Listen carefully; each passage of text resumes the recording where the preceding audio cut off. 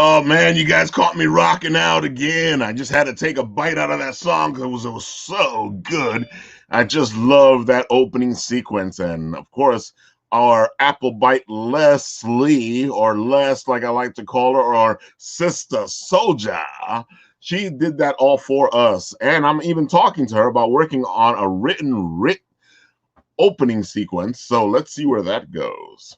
Today, we have our special co-host because everybody seems to be gone from here today. And it's funny because it's a Mother's Day episode and we have Phillip Russertt here as our stand-in mother.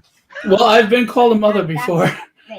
And of course, my daughter's going to show up here. Hang on, yeah, speaking of which, there's one of my daughters. Daughter. Say hi. That's Leilani. Nintendo Switch. That's Leilani. Leilani? Leilani. That's Leilani. Say hi, Leilani. Hi. Hi. And this is Melanie. And that's Melanie. Hi, Melanie. All right, go ahead. She's playing Nintendo Switch, so I'm going to teach you how to play Zelda later. Yes. So she's the co-host, I'm the guest, or she's the guest, I'm the co-host? Are we going to interview you? And she runs. Yeah, that's a good way to get her out. She's like mommy. She's shy. That's why mommy's not. Well, mommy's working, but she's also shy. So unfortunately, that is just the way things go. I love you. That's a good way to explain it. You know, yes. We're supposed to have Stephanie and Mara Marie. Yeah. I keep putting her name in. They're supposed to both be here today. But Mara is sick, and she cannot show up today. But we will be showing some of her stuff today, and we're scheduling her for another day on the show. So you're not going to miss much. She will be back.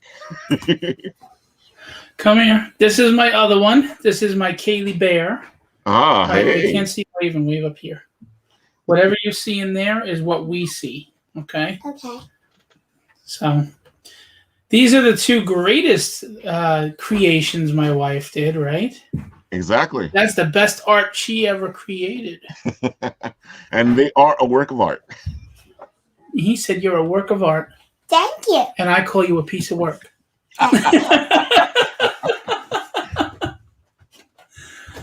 Yeah, I mean, in all seriousness, this isn't scoring brownie points. I don't think women get enough credit.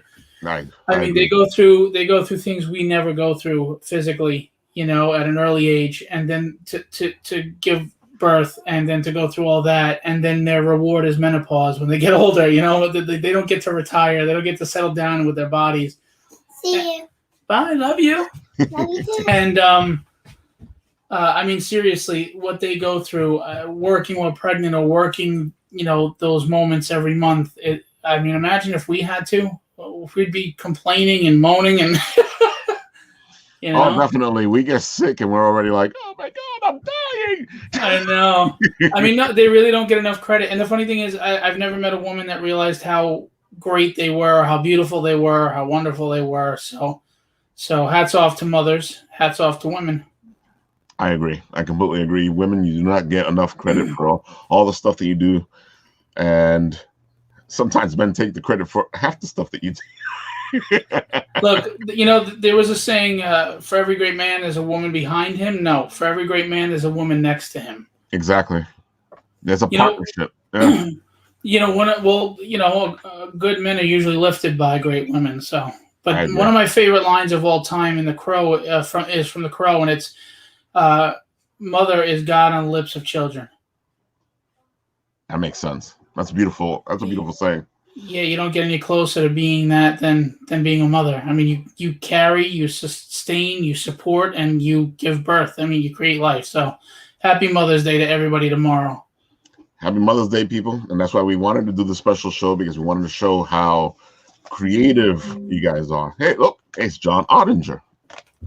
My man, John. I still got to get all three of you guys on the Written Writ so we can do that creator special on writing, because each one of us are a different stage of beginning our writing journey. And I feel like it will be a great way to showcase to other people that, this is doable.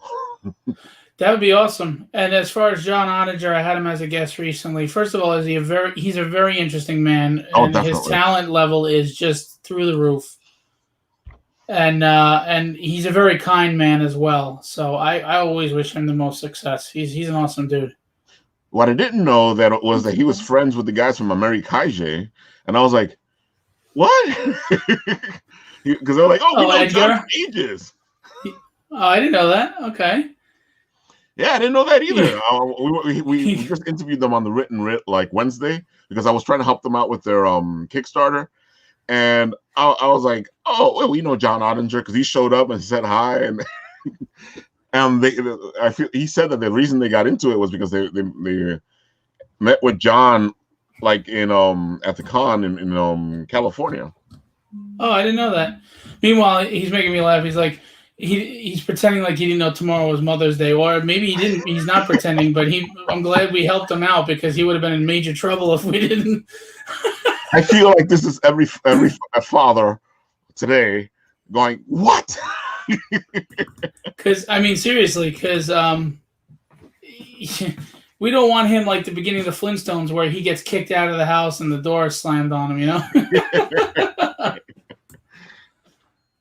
Sorry, I was just setting up one thing. He said he's not. Oh no, don't worry. We got enough material here to keep us going. He's not. Oh, well, John. Then it's a good thing we took care of you, buddy, and we let you know you still got enough time to do something. Well, yeah, guys, remember it's only Saturday. Get out there, go get your stuff. You got enough time. In all seriousness, though, I'm not a holiday guy. I mean, obviously, you take care of everybody on Mother's Day, but you should be taking care of the wife of your children every day. I completely agree. You know, and same with Father's Day, and she should be supporting, you know, the father of her children every day. I mean, that's what makes a good relationship. We don't narrow it down to a day. You know, it's a life. Yeah. You're welcome. That's our public service for the day. It's funny. I completely agree with you. The only reason that I like holidays is because some people don't do it all year round. They don't hold the people they should hold special all year round, and it kind of reminds them to do so. But you know, I've always believed, you know, in the Christmas Carol, you should hold Christmas in your heart the whole year round. You should hold that feeling of love and compassion the whole year round. You know, I think one of the best surprises is to surprise the people you care about when they don't expect it. Well, you know, that's when people really feel you appreciate them the most, is because you're not doing it out of a sense of obligation or I'm going to get in trouble or just because I want to. So I agree, because it's Tuesday, you know, or whatever. And I'm still a proponent on, you know, sending stuff through the mail. I love sending letters. I love sending cards. That's cool. I feel like, you know, when you get, because you know that when you get any mail, you go, oh wow, what's this? You know, it's it's like a gift. Especially you get a gift or a personal message from somebody. Well, where's my letter, man? Where's my letter? Hey, wait for it. It's gonna be scathing. It's gonna be scathing. This is what I really think of you, damn it. By the way, since I don't do comments, this is what I. Yeah, really. All these comments I've kept in for every damn show and every freaking live for the last year. Oh man, but yeah, I really don't think mothers get enough credit. I don't think, you know. I really feel people should be much nicer to each other. You know, we were on this journey together, and it's difficult enough as it is without having to deal with all the things that we do, without any of the support that we get. Well, I'm going to say something that might be deemed controversial, but anytime I deal with the opposite gender, another race, it's always pleasant. I really think this is, I mean, obviously there's every aspect of culture that just doesn't know how to behave. Don't get me wrong. And Facebook is the Wild West and people act like jerks, but it's usually not a race or gender thing. It's just an a-hole thing. Yeah. And, difference of opinion. I mean, they'll fight over DC versus Marvel like dogs. But in regular day life, most people are getting along, but we're being told that's not the case. And I just want everybody to remember that. You know, Raphael is welcome at my house any day to break bread, and we don't see anything other than another person in front of us. Anything, I see another writer or another creative, you know, another good person. And I really think that's the case, that in real life, most of us really do get along just fine. So shut off the TV, guys, and put on this show. There you go. Watch the written Apple Bites and relax. Let everything go. Take a bite out of Geekery, because Geekery will save you. Well, I mean, think about it. When we were growing up, being a geek was not the in thing. You had, you would get messed with if the comics. Oh, I got to enough trouble for it. Yeah. Now it's like socially acceptable. Like you're the cool crowd if you watch the Avengers. If you mention the Avengers in 1980, you'd be butt kicked. It's a blessing and it's a curse, because then you'll have people that you talk to, and they'll be like, "Oh, I love that character," and I'm like, "Oh, what's your favorite comic?" And they're like, "Comic?" Yeah, I know. I know. They're in a comic. I know. Or you tell them, you show them what the character really looks like. I'm like, who's that? Oh yeah, that's another funny one. I like the movie version better. Like, oh. Oh. It's a blessing and it's a curse, And as the holders of the Geekery, we just need to be a little more understanding, because I know sometimes some of us get a little pent up on, no, that is not my character. See, I learned right away with the very first one, X-Men, really, that don't expect direct comic adaptations, because that's not the audience they're trying to reach. Nope. Not at all. If you can let that go. I remember people went nuts when Spider-Man came out. He doesn't have web shooters. And I think web shooters do add to the story, only because part of it was cool how he'd run out of web fluid, or they'd get damaged and he couldn't be shooting webs. Or the fact that he created them himself. Right. Because it showcases how genius he is, how smart he is. I agree. But, but to get bent out of shape, like Star Wars Episode 8, that was a steaming pile of garbage. I freaking hate that movie, but I don't get upset about it. It's just like, and if you enjoy it, good for you. I mean, that's cool. That's just not my Star Wars. # not my Star Wars. It's funny that you mentioned that, because as I've been watching them, Hi, Nathan. I decided that what happened with 8 is that they decided to go a certain way with it, because they go, if we do this, the fans will like.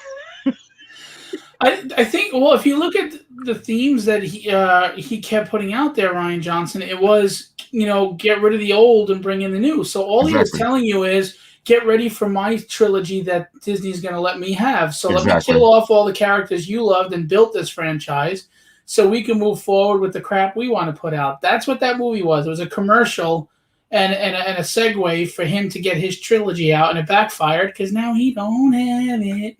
What's funny, though, is that there's ways to do that and appease the old generation at the same time as introducing the new generation to things. Yeah, but comics hasn't even figured that out. No, comics or movies, they don't know how to appeal to the older and the younger generation. Look, I get businesses have to expand and grow, and you know what? As generations get older, comic readers and they die off, or they fade away, or whatever.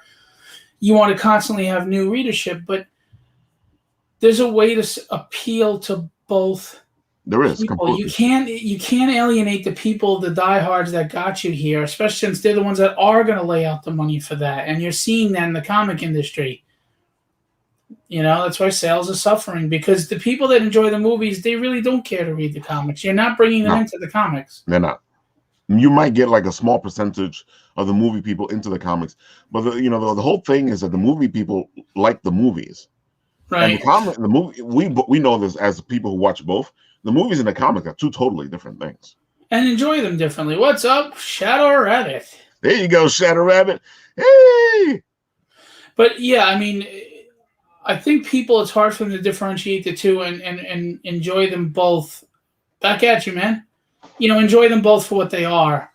Personally, yeah, I if you gave me the Avengers movie or the John Byrne Claremont run of X-Men, I'm going to read. Or the George Perez Avengers, I'm going to read. Yeah. I mean, that's just me. But if you prefer going to watch the Avengers, cool. There's enough for everybody. There is, completely, yeah. I just don't understand, like, I understand when they make these movies, it's not really about us comic people. It's about them trying to get a bigger general audience. But the basis of the story, if we're talking writing, the basis of the reason people liked, besides the art, the reason people liked those books was the writing of the story that they saw. Sure. So, you need to stay at least somewhere in the general area of that story. Well, that's the one thing I never understood is some of these movies go so like New Mutants I just watched recently. Oh, that movie was horrible. Anyway, this is the one property that you already have the screenplays before you even adapt it to a movie, because that's what a comic script is. It's a screenplay. Ooh. Who is it? I thought I turned that off. Who is it? So how do you screw that up? I mean, you already have the source material is already in screenplay form for you, and you have visuals and aesthetics, so you already know what the character designs are. All you have to do is just develop a realistic look. The translation from comic to movie. So I don't know how they screw some of these things up. I mean, some of these movies are really good, even though they're a little different, and some of them are so bad. I mean, I think I'd rather watch the Dolph Lundgren Punisher than watch New Mutants. But the Dolph Lundgren Punisher was actually pretty decent. It just wasn't the Punisher, though. Exactly. But the same thing with the Thomas Jane Punisher. It wasn't really the Punisher. It was a great movie. I completely believe that movie was good. I just didn't think it was a Punisher movie. Yeah, I didn't really care for it but I guess it's because if it didn't have the label Punisher, because the Punisher sneaking around trying to turn two people against each other with fire hydrants moved and stuff. It's like, that's not. Where are the guns? He's supposed to just go out and go after people. Did you ever see the Thomas Jane short movie? Yeah, it was good. That was fantastic. Yeah, and I was like, why couldn't they have made the Punisher like this? Well, because the Punisher is very hard too. Because think about this, he's kind of two-dimensional. Yes. Go out, shoot everybody up, go home. I mean, could you develop more into his pain and his loss? Sure, but how long can you really drag that out before the reader gets tired? So he was never meant to be a character that carries a book. He was supposed to be a rogues gallery character, but because of his popularity, like they do with Venom and everybody else, they're like, let's make a book out of him. They tried to do it with Sabretooth for a while. There's only so much you could do with him. But it's funny because he started off, and when he started off, he wasn't this vicious killer either. Right. He used rubber bullets. Right.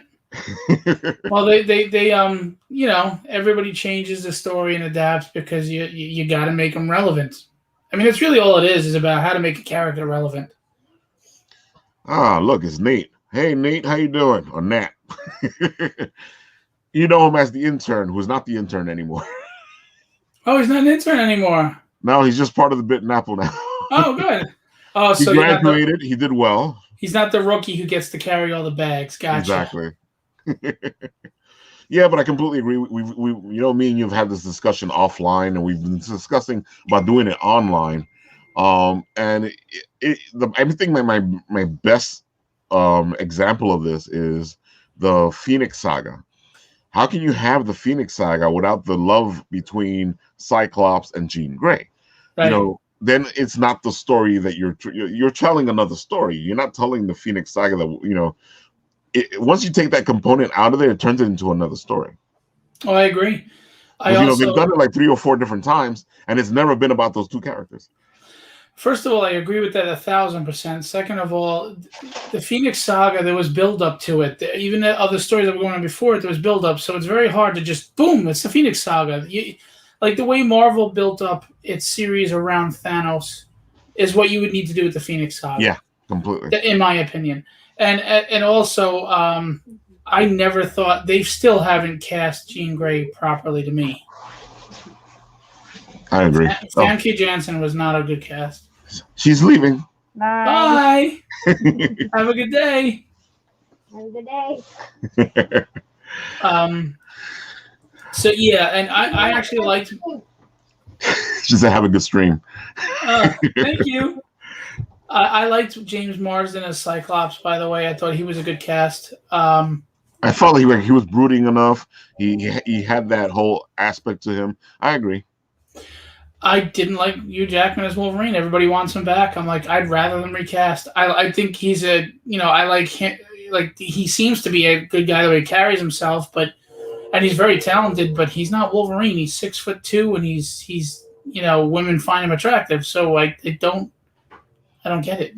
I do like his version of Wolverine, but I agree with you. He's not Wolverine. It's the same thing with Spider-Man, though. I keep looking at it going, this is not my Spider-Man. I like the kid. I like the Spider-Man we have, but the Spider-Man I grew up is a whole different Spider.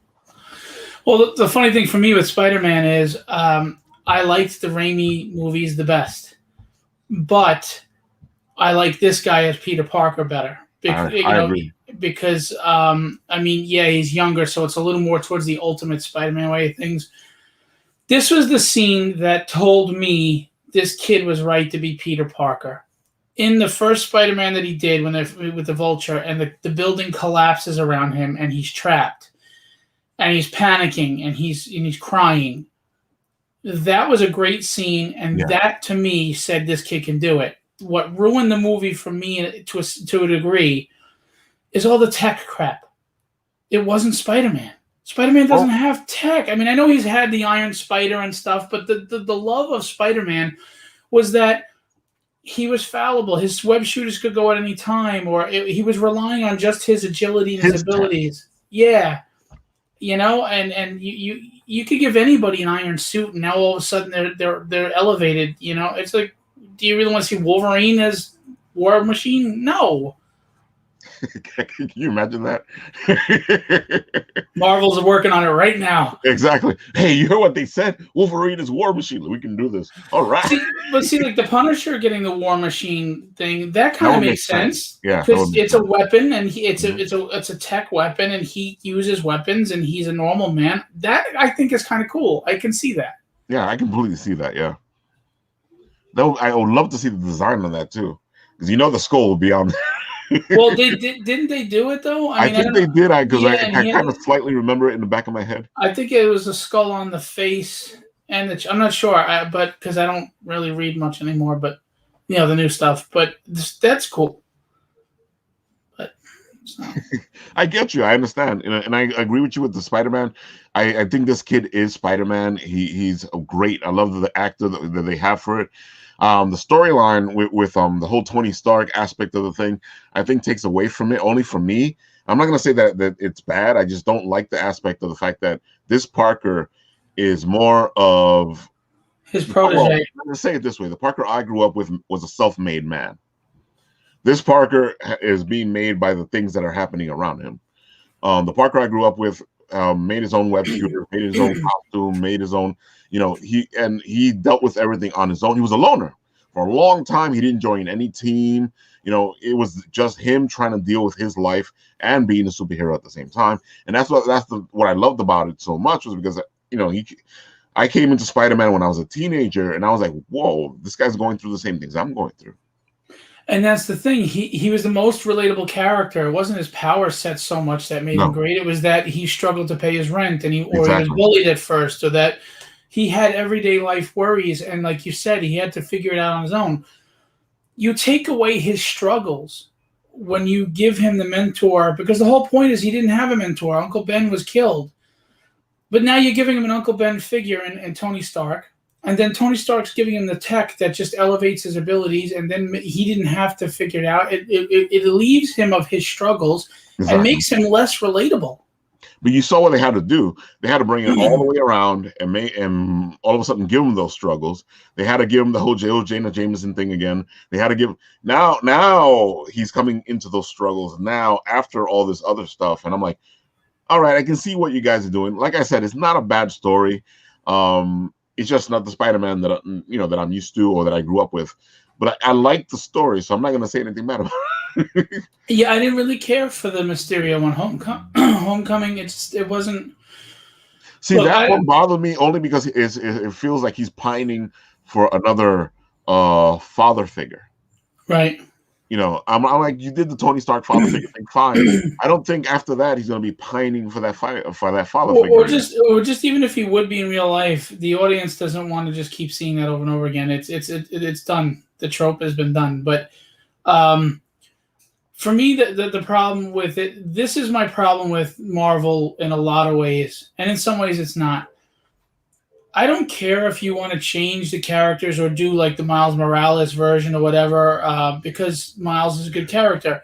See, I and he's agree not with you there. and he's not a Miles was Spider-Man very ripoff. well done. Yeah, but the thing is, hi Melanie, great name. That's my daughter's name. She has with the Deadpool Cherry movies. here. Before we get to the Deadpool movies, let me just finish this point. Go ahead. All I want though is I've been a comic fan since the 70s, right? Or 1980.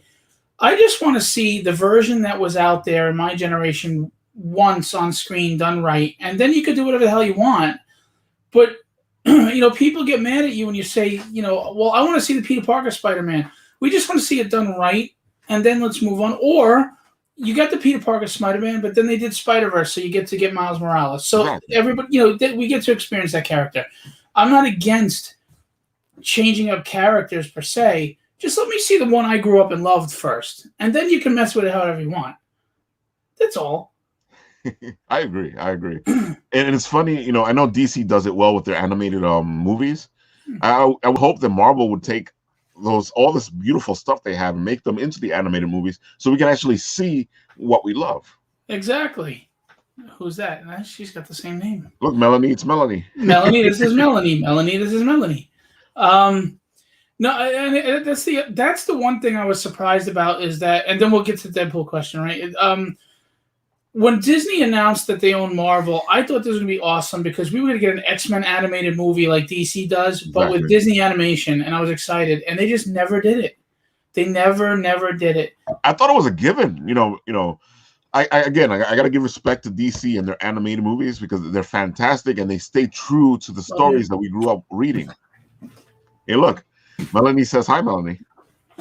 Melanie said hi, Melanie. She smiled and Melanie, that was on she said to say hi to Melanie. Yeah, I said that. Wait, I said hi. Oh. Yeah, that was my Chrissy Snow moment. Do you say hello back? Hi. She can't see you smiling or waving, so she said hello back. She waved hi. So as far as Deadpool, do you want to go first or? Actually, I love the Deadpool universe. I know that it's a farce on what Marvel's supposed to be or whatever, but it feels so close to the comics I grew up with, more than especially the X-Men universe movies. I feel like the X-Men in Deadpool are closer to the X-Men that I read when I was growing up, and I think that's what makes Deadpool so good. Even though he's outside and he's breaking the fourth wall. Those X-Men that he's dealing with, you feel a kinship to because they feel like the ones that you grew up with. Well, here's the funny thing. I liked the original Deadpool that Rob Liefeld put out, and I didn't care for the crazy Deadpool, but I do like the movies. And the original Deadpool wasn't crazy. Not at all. He talked a lot because he was distracting you while you fought. Yep. He felt that's why he was a merc with the mouth. Yes, he felt, but again, he wasn't called that at first. But well, maybe he was. But he was talking a lot and chattering because he felt he would be distracting and you wouldn't be focused on the fight, but what he's saying, and that's one of the weapons he used, and I thought that was great. Aesthetically, did he look kind of like Spider-Man a little? But he was still a great looking character. He was. He evolved into this, this goofball character, and I didn't really care for it. So I stopped reading the stuff. But I understand people's appeal. It was something new. It was something different. But the movies do, first of all, they're funny. Yeah. Ryan Reynolds does a great job of what Deadpool has been over the last couple of decades. So good for him. I enjoyed the movies. The first one was actually really good. The second one was good. The only gripe, and this is just a silly gripe, it's not a big deal, is what they did with the Juggernaut and Colossus fight. That could have been this epic city-smashing fight. Like a Superman level fight. And Juggernaut, I understand why they had him in the yellow thing because it's hard to make his suit look really cool. And then the result of how he beat the Juggernaut was just absolutely ridiculous.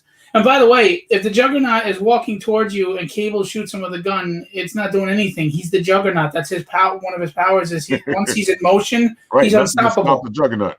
Yeah. So, but I mean, it was still cool to see him close to what he's supposed to look like. Better than that crap in X-Men 3.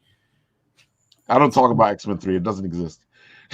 It was so bad. So bad. I do not talk about X-Men 3. I'm the Juggernaut. You know, I was like, come on. Stop it. Oh, man. All right, so we geeked out enough. Let's talk about what we're talking about here, which is mothers. And, you know, there's a lot of them in the industry, which is so funny because I feel like people don't understand that. But there's a lot of mothers in this industry, a lot of women in this industry, and they're great at what they do. There's no great creator. Yeah. And I feel like a lot of them don't get enough credit. And, you know, and just showcasing Stephanie and Mara, and they're both working on Penguino and Tragedy. Actually, Mara's worked on both. Oh, and Stephanie did a print for Tragedy. So yeah, they're both involved. Well, you know, first of all, Stephanie is very shy. She's very flattered that you like her work and everything, but she's so darn shy. Yeah, that's the print she did of the Black Cat. Very cool. Thank you. I'll tell her. I'll show her. And she's also at work right now. One of the many amazing things she does. And I can gush about my wife forever and be sincere about it. And of course, Maura, who is Rob Power's wife, she's doing his Penguinos page. She's a graphic designer and websites and all this. Yeah. She's very talented, and she's really, really bailing me out and helping me my Kickstarter. So there's a lot to talk about for both of them. But I will say, as far as my wife is cool as hell. I don't have to watch chick flicks. She loves watching Predator and Avengers and Falcon and Winter Soldier and all that. Oh, okay. I was gonna say. I can put it. Yeah, I was like, I didn't realize I didn't add it to the stream. And my wife she is my best friend, and I know some husbands they might want to get away for a little while. I get it, but I don't. If I was to hang out with a friend, I'd ask my wife to come. I enjoy her company, and I have fun with her. Tabletop gaming and art and music and drums, and she works 3 jobs. Right. She gave me 2 beautiful little girls. She's my best friend. She's a multi-talented artist. She's a loving, nurturing mother. She's a strong, supportive partner. She's everything you want your daughters to look at and aspire to be. And this isn't because it's Mother's Day. My wife is the best thing that ever happened to a bum like me. Everything I have that matters is because of my wife. That's the truth. I can tell. The way you speak about her all the time, it's consistent. By the way, is that the same? Is that the mugs you get from that root beer place at Wild Bill's? Well, of course it's Wild Bill's. Well, look at what I got. Where we drink from. It's so funny though, because I didn't even we didn't know we had our own. Yeah. Cheers. I love those Wild Bill cups, and I love the fact that when you're there, you can walk over and just refill your cup. Oh. My problem is because of my diabetes, I don't drink a lot of soda, but when I do, it's sugar free and like they have so many good flavors, but I can't drink them. But anyway, I digress. Yeah, so my wife's birthday is my favorite day of the year. I mean, it is. She tamed an angry soul. She saved me. She's an amazing woman. And that's not to say that we don't argue or fight, or if she gets on my nerves, I get on her nerves. That's just natural. So don't think I'm not painting some fake picture, because sometimes we go at it cats and dogs. But okay, she's perfect for me. That's for damn sure. And that's what's important, because you want to find a partner that actually gels with you. I feel like a lot of people are looking for superficial things instead of looking for a partner that you can actually gel with, a partner that you understand, partner you talk to. I feel like these days relationships are like accessories. I want to accessorize with this person because they look good with me. Oh, not just that, but they fall in love with the idea of falling in love, or That's their or the passion and the excitement of meeting someone new. And then when you know them in and out, and you know what they're going to say, and that excitement fades, what are you left with unless you really did love them? And exactly. I feel for those people. But yeah, I knew I was going to marry my wife someday, right away. I knew. Um, she's a gorgeous woman. She's younger than me, and people when they meet us, they look at us, they go, "You're with him? I don't get it." And then they literally say that to my face, and then they'll be like, "How did you get such a beautiful woman?" And I go, "Duct tape and chloroform," and I turn around, and I walk away, and they like tilt their head, like, "Did he really just say that?"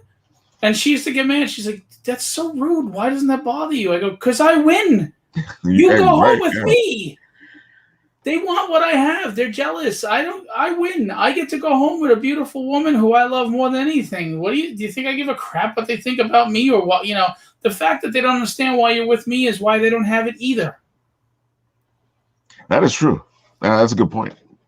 Yeah, and I win, man. I go home with her. So, yeah, baby, I got this beautiful woman on my arm. Exactly. I am the winner. Yeah. And she gave me two beautiful little girls. My youngest is more like me. She's a feisty Irish, beast, and some more sociable. And my oldest is a lot like her. She's more reserved. She's quiet. She speaks when she like her words have weight in the sense that when she speaks, it's because it's something worth saying. Right. So my wife will come across as quiet, and sometimes I think people think maybe she's a little stuck up. She's not at all. She's the most humble, sweetest person. She's just shy. Yeah. She'd rather sit and listen than talk, And where I talk. it's funny how we do that.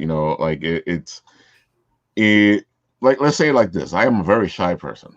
I all this socializing and all this stuff that we have to do for the business, it comes at a price to me. So it's funny, I completely understand right away when somebody goes, "Oh, they're shy." I'm like, "Okay, I get it. I understand. You're not going to talk because that's just how you are.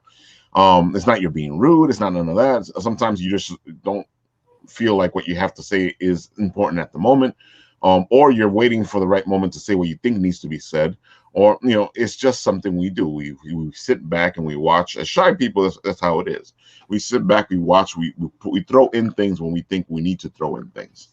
And it's always this stigmata, I guess, of shy people are stuck up. I'm like, no, they just aren't built for the socializing type of thing. And that's the thing is you invited her to be a guest because you like her art, and she's like, "Yeah, but I don't really have a portfolio or resume. I don't get to draw a lot. What am I going to talk about? Nobody wants to hear what I have to say." And I'm like, "I do. He does. What are you worried about? If two people in the room are 200, whatever, just go have fun." And she's like, "Yeah, that's not fun because I start."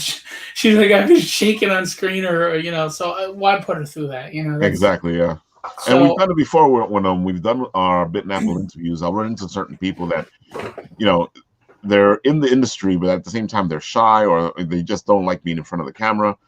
And it's a lot of people in the industry that are like that, and then you hear like you always hear the naysayers.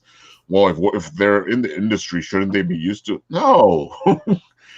Well, think about this. If you're an artist, you're spending 12 hours a day in a studio by yourself. Exactly. Where are you learning and practicing social skills, and where are you getting comfortable with it? You think because they do shows, some of them you can see are crawling in their skin being that social. Exactly. And it's not that they have a problem with you per se. It's just it's hard for them to be in the limelight. They're used to being in a studio doing, we look at them as celebrities and people go nuts. The artist that you love on a book, but here's the reality. They're alone in the studio 8 to 12 hours a day drawing the book and then scanning over whatever to the next guy, and they don't even really interact that much with the next guy. And if they do, it's via text or email. So there's not a lot of social engagement. And that's probably why they became artists, because they weren't social to begin with. Yeah, definitely. Especially if we're coming from our age. A lot of my friends who were drawing back then, they weren't that social. That's why they went into the drawing and the art. Exactly. That was where they escaped to, where they went to. One of my favorite people to interview is Adelsa Corona. I'm And glad you brought him up. I was just gonna say.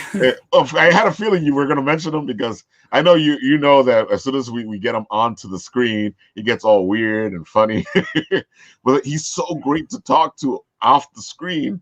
You want to put that on the screen because he has so much stuff to say. It's just he's an incredible person, incredible artist. Besides the fact that he's a great inker and just won an award, which Yeah. also. Congratulations on your award. We are so happy that you got it because you are such a hardworking individual.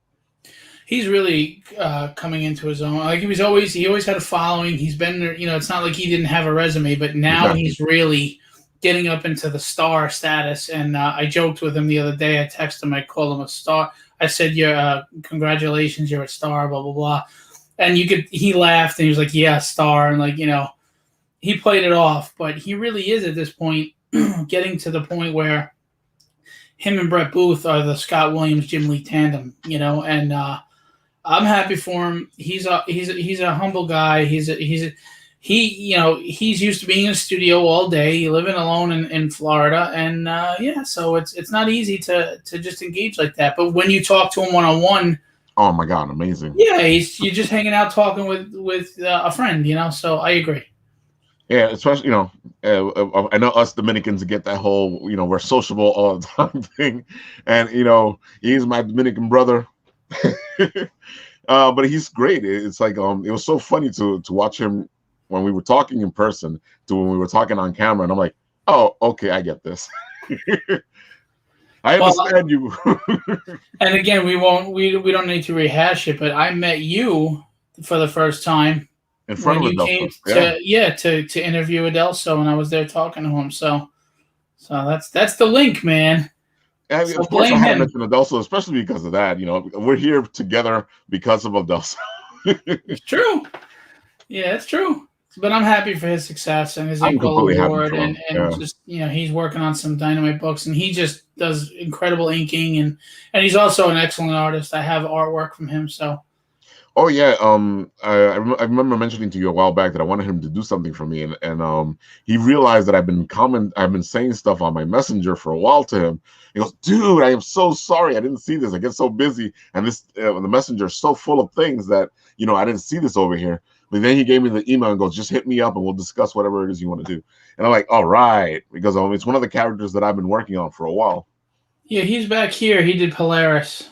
It's hard to see. It's small, but right there. So. But you have him working on one of the bigger pieces. Yeah, I remember you saying that. Yeah. He's working on this one. He's inking this one right here. Turn my finger there. It's reversed. So, he's inking this one. He was going to ink the 3 in that row, but he's been so busy that we just worked out he's just going to ink this one. Which you're going to see on this one. My wife drew on this one. All right. She drew the beast. I sent it to you. Should I pull that stuff up for me to pull up, or you can pull it up? If you want, just pull it up right there. Makes life easier. All right, let me see because I sent it to you in email. So, who gets the first? my wife is she's really an amazing artist. Look, she's never had any formal training. Right. And she has never she doesn't get to draw. Like you need to draw every day. You do. Period. To get better? Yeah, and that's just the nature of art. Writing, drawing, whatever you're doing, you need to do it every day. It's like Bruce Lee says, you want to train till you become a master. And I think that's what was the number he gave? 1,000 or 10,000? I think it was 10,000, right? I don't know. It's a certain, if you want to help us out there, Apple Bites, you can help us out. Because I remember all this information in my head. I just don't remember it the way I should. Oh, look at this. Melanie's like, I want to see. Yeah, and my wife, listen, she draws on birthday cakes, and it's just amazing. Oh, yeah, I've seen some of those birthday cakes from your pictures. Yeah. I want to show how beautiful she is, too. Sorry, I have to download all these photos. I mean, you know what? I'll just do it like this. You'll see it in my email, but that's what I usually do. Yeah, it makes life so much easier. This is getting out of hand. Let me know All right. when you want me to share it. Hang on. Well, you're gonna get a double photo. Yeah. Well, Hey, because like double when the you have, pleasure. this is my gorgeous, beautiful, stunning, amazing wife, Stephanie Russertt, who gave me the most beautiful little girls in the world. And I don't know how I got her, but I'm not complaining at all. Like I said, I tell her, they go, "How did you get such a beautiful woman?" I say, "Duct tape and chloroform." So let me just, this is her for Halloween. That's Melanie. It passed out at like 2 years old. She fell asleep because trick or treating was tiring. I'm It not is. It's really. very I'm not. tiring. I'm It's not tiring really. for an adult. And I'm not really leaning my weight on her. Somebody like was worried about that. This, yeah. See, look.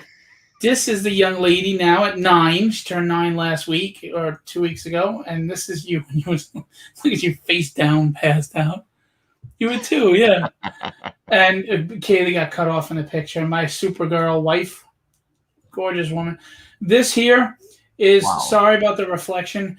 She painted this 10 years ago in like a couple of hours. It's basically, John Cassaday's, love you. She did a cover to Astonishing X-Men, and she took it and did her own version of Colossus, because Nightcrawler and Colossus are my favorite characters. And sorry, and it's hard to see with the reflection of me taking the picture. No. But You can get a good view of it.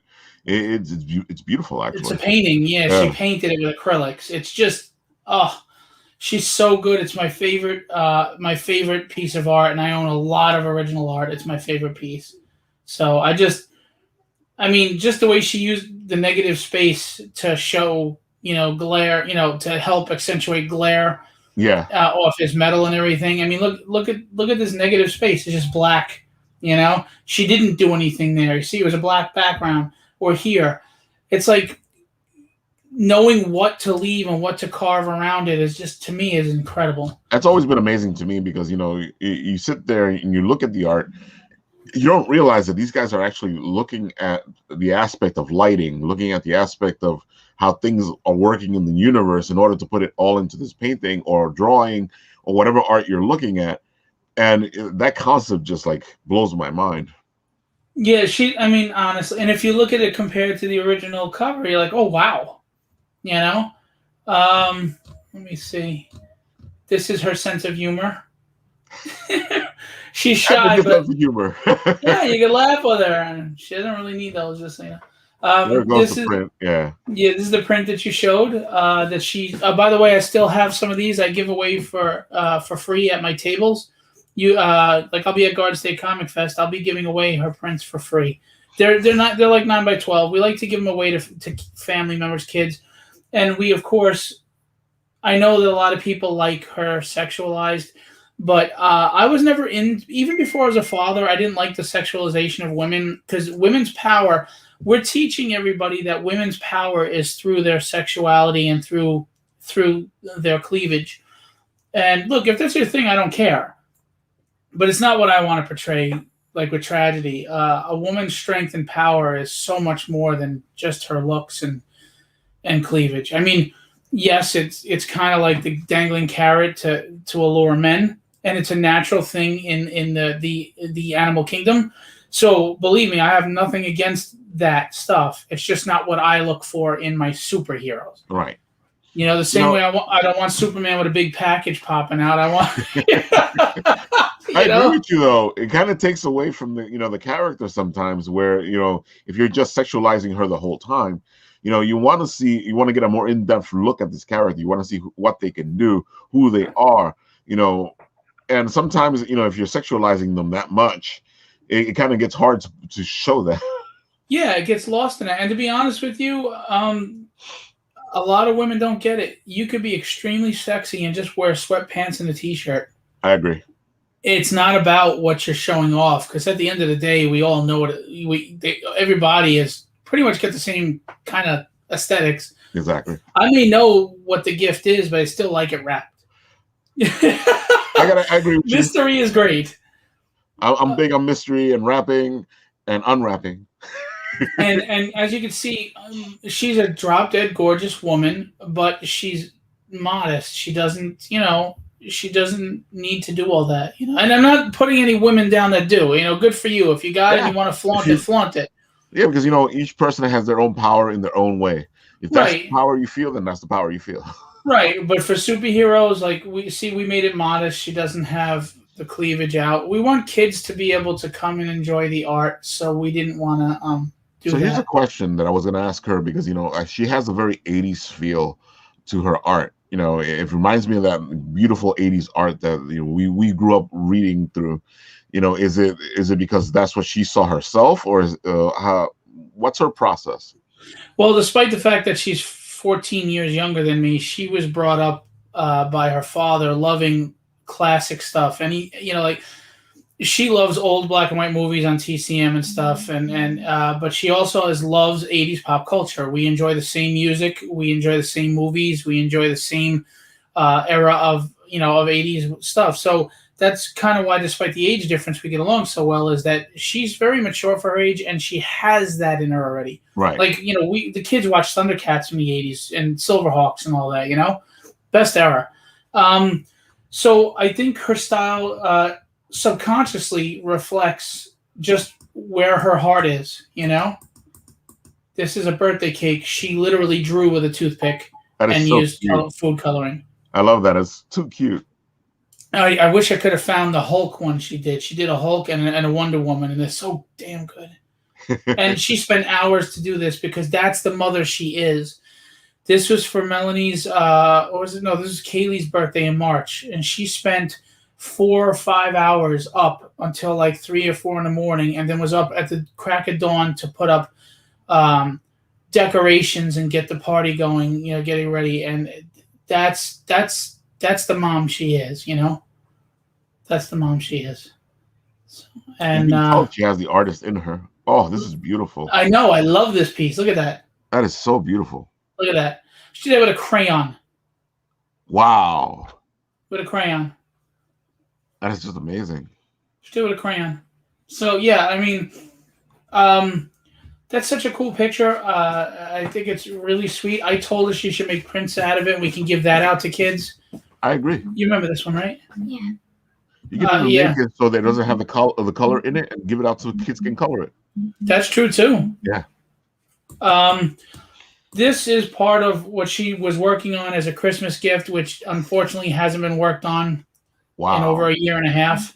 But even what I'm looking at is amazing. It's beautiful. The Emperor is going to be in the middle between them, sitting in his chair, smiling, all mean looking. Hold on, let me do this so you can do that. Thank you, I appreciate it. I was going to ask you because I don't need everybody seeing all my emails. See that there's so much like we were saying before. There's so much that I would hack. If she was here, I'd be asking her because this is not like the normal art style of somebody her age. Listen, she's an old. You know how some people are just an old soul. She's an old soul. She was born in a different era. Like she would have been happier in the 50s. I'm going to say this, and this isn't a pickup line. I said this a long time ago. She is a throwback to when women were really God's greatest creation. She has a class and an elegance that everybody is attracted to, and she doesn't see it because she's so humble. I mean, maybe it's good she doesn't see it. Otherwise, she would have picked a better looking and more successful man. But she, yeah, this is great. She doesn't take herself too seriously in so many instances. But when she walks in a room, there's just something. It's hard to explain, and and a lot of men see this. Men hit on her all the time, and she goes, "You don't get jealous." I'm like, "Well, because I'm not the only one to notice you're a beautiful woman. As long as they're respectful, I don't. I'm not." That's what the important thing is. We can appreciate women. We just need to be respectful about it. Yeah, I mean, I'm not insecure. I trust her. I trust what we have. If a guy shows her attention, I don't feel like I'm going to lose her. I mean, I'm good with who I am. I believe why she's with me, but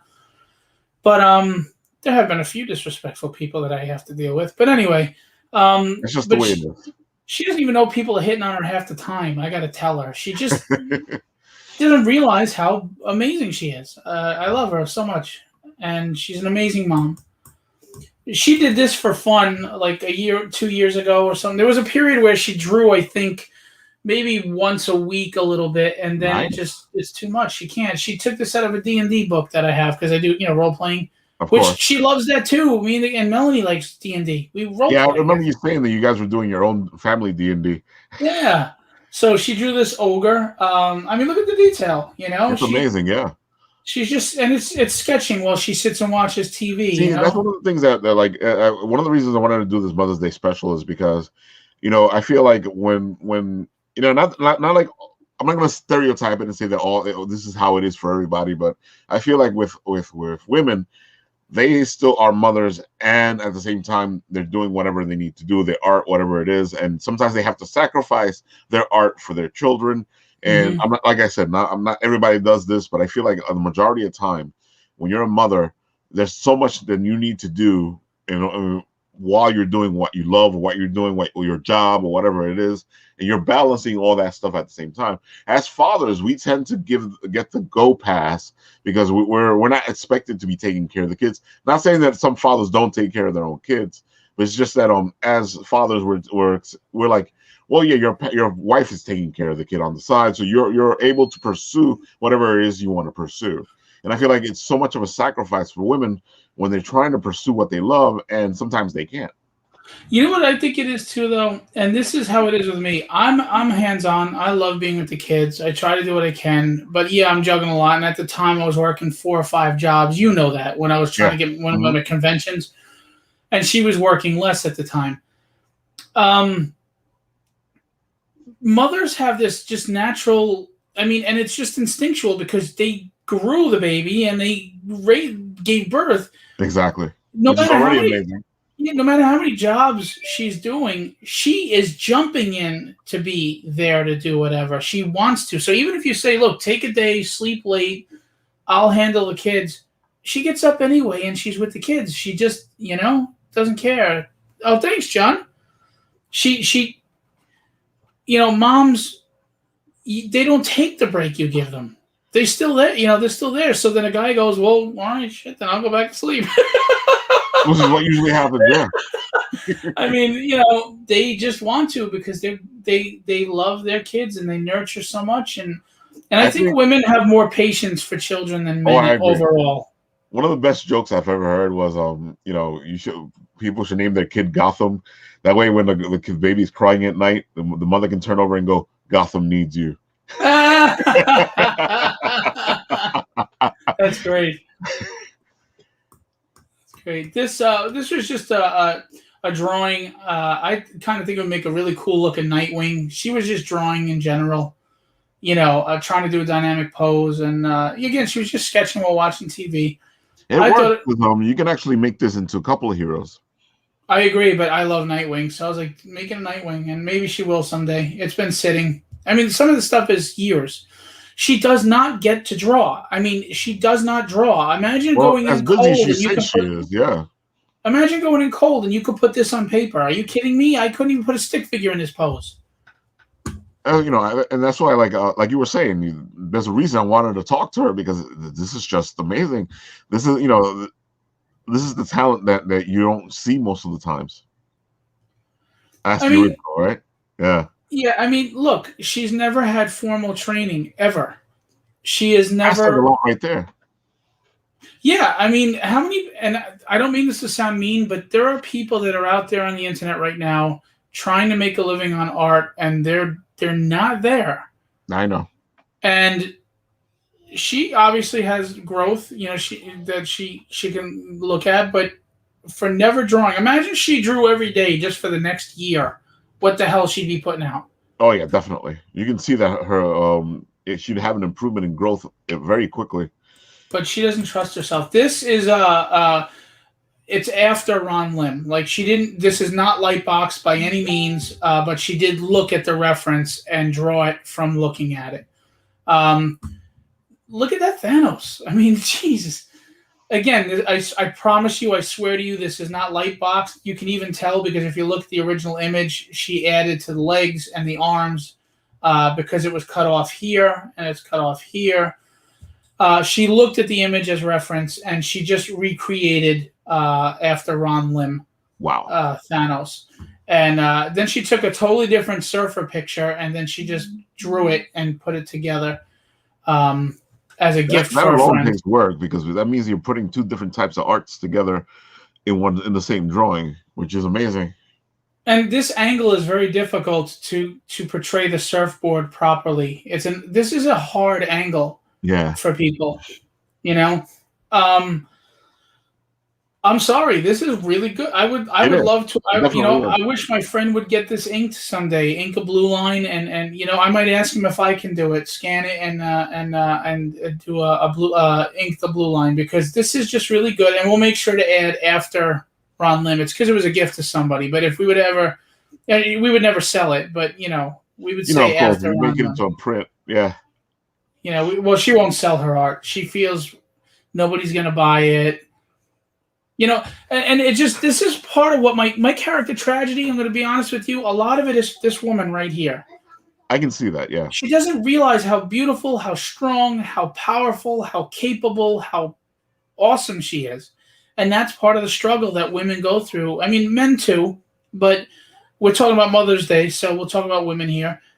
Imagine fighting yourself, your own inner insecurities weighing down on you while you're trying to be a role model for your children, a partner for your husband, a career person, out in the career world.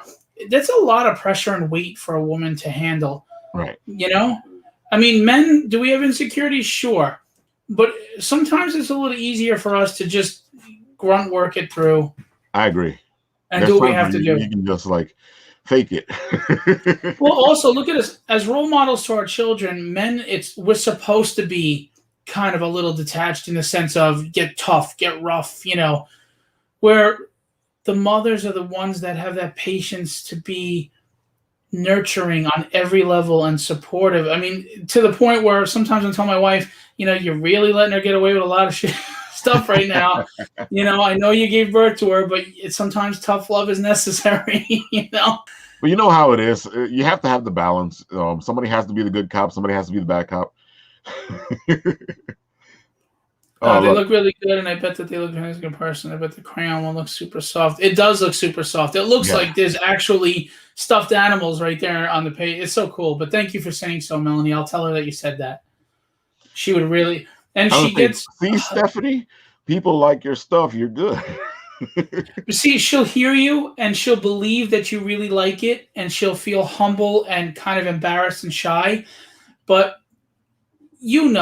Someone can compliment you to death, tell you how great something is, but if you don't believe it in your heart, you don't believe it in your heart. You believe that they feel that way, but you don't believe it to be true, Which is, at least that's half the way there, because a lot of these people go, oh, you're just saying that. I know. This is her Darth Vader. Again, she hasn't finished it, but I mean, look, first of all, she has his height and stature to Luke that you saw before, proper. Look at the texturing she put on his costume because he has those little, bubble rivets, And this isn't done. This is a work in progress. And just look at it. The shine off the metal here, shine off the helmet. I love the way the cape is coming around him. Like she exaggerates the cape a little, like Todd McFarlane likes to do with Batman and Spawn. I've always loved that whole cape exaggeration. I even created a character where the cape's alive because it's an amazing thing, to have that cape just bellowing. Do you remember that TV show called The Cape? Yeah, I remember The Cape. Yeah, that was pretty cool. I like that. Yeah. So I mean, I'm just. You can say that I'm biased. She won't do it. She won't do it. I was wondering. That's a good question, Melanie, because I was wondering the same thing. Because I'll give her a chance to showcase her stuff. She won't do it. I told her late last night I was doing this, and she goes, "You are not showing my work." I was like, "Relax, they're gonna love it." She goes, "No, no, no," and I'm like, "Come on." She goes, "No, come on, they're gonna. It's not that good." But I'm like, you know what? I think it's great, and I'm putting it on. And you can slap me all you want, but I'm showing everybody. It is great. And it's amazing because look, don't get me wrong. If it was really causing her stress, I wouldn't do it. But I know there's that part of her that wants to get that positive feedback and wants people to see it. Yeah, because that's just So how it is when you're an artist. You want to see what people think of what you're doing. Yeah. So knowing that she doesn't and she does at the same time is why I forcefully said I'm doing it. Because believe me, if it stressed her out, I wouldn't do it, and she'd also probably have hit me a couple of times. This here I is one of agree. this here is one of my favorites too. Now, first of all, this is part of the jam piece that's behind me right here. Just to give you an idea, this is Philip Tan on Phoenix, Eduardo Pensica, Robson Roca. This is Will Spatasio on Iceman. This is Neil Adams on Storm. This The is jam Norm pieces Ratman are on always Wolverine. amazing. This is Scott Hanna on Cyclops. And that beast is my wife. She's in there with some of the greats of all time. Thank you, John. I'm going to tell her you said that. This beast is among some of the greatest artists of comic books of all time, and she carries her own. Yeah, the beast actually fits into this piece. It actually works with all the other art. See, like I was saying before, I feel like that's harder to do. When you're an artist, you're usually working with your own vision. Here, you're working with the vision of the jam piece itself, so you need to try to kind of fit into the jam piece without standing out too much, but at the same time standing out. That's a very hard balance. Yeah, and I mean, look at the texturing of the fur that she did and Yeah, everything. Now, and this is, remember, this is small. This is a 3 or 4 inch figure. yeah, This is like trading card size. That is so hard to get that detail. it is. And now, normally when you do a jam piece, it'd be easier for artists if you get the front characters done first. Right.